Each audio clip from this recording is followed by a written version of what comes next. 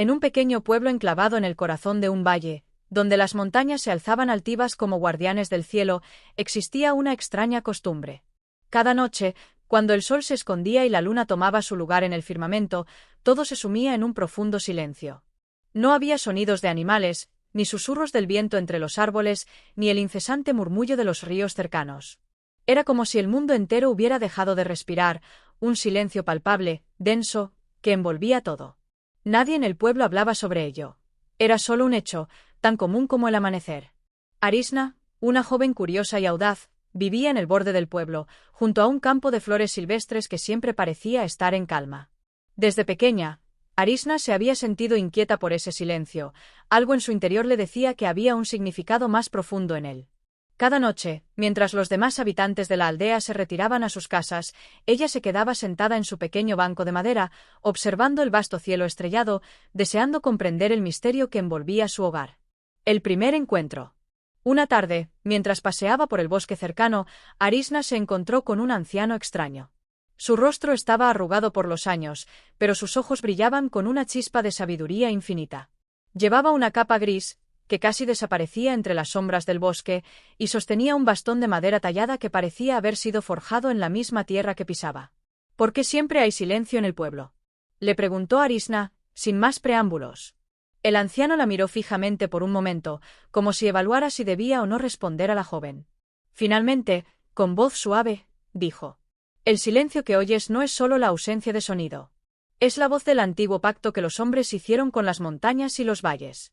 Si deseas comprenderlo, deberás buscar el origen de este silencio, en un lugar donde el tiempo no existe y las voces del pasado aún susurran». Intrigada, Arisna decidió que al día siguiente partiría en búsqueda del origen de ese silencio. El anciano, al verla partir, murmuró unas palabras que solo ella pudo escuchar: «El silencio tiene un precio». La travesía. Arisna atravesó bosques, cruzó ríos y escaló montañas. El camino fue largo y arduo, pero algo dentro de ella la mantenía firme. El silencio la acompañaba, envolviéndola como un manto invisible. A lo largo de su viaje, todo parecía desprovisto de vida. No había canto de pájaros ni el crujir de las hojas bajo sus pies. Cada paso que daba resonaba en su mente, amplificado por la falta de sonidos. Sin embargo, cuanto más se adentraba en el corazón de la naturaleza, más sentía la presencia de algo mayor, algo que la observaba desde las sombras del paisaje. Un día, después de muchos días de caminata, Arisna llegó a un valle oculto, rodeado por altas montañas de roca gris. El aire estaba frío y pesado, y un río subterráneo serpenteaba bajo la tierra, creando una extraña vibración en el suelo. En el centro de este valle se encontraba una enorme roca, tallada por el tiempo y las fuerzas de la naturaleza. Allí, Arisna sintió por primera vez que no estaba sola. Era como si el propio valle le hablara, como si todo lo que había experimentado hasta entonces fuera una llamada, una invitación.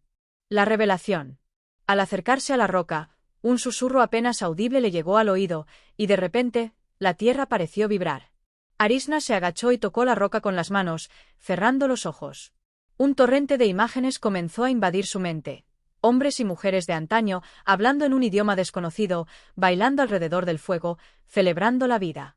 Luego, un hombre alto, de rostro severo, apareció en su visión, firmando un pacto con las montañas y los valles, prometiendo que, a cambio de la protección de la naturaleza, el sonido sería silenciado. «El precio es el silencio eterno», dijo el hombre en la visión, «pero los que lo elijan conocerán la paz y la sabiduría que las voces del mundo no pueden otorgar». Arisna abrió los ojos y se dio cuenta de que la vibración no provenía de la tierra, sino de su propio ser. El silencio era más que ausencia de ruido. Era la quietud del alma, la serenidad alcanzada al renunciar a los ruidos externos.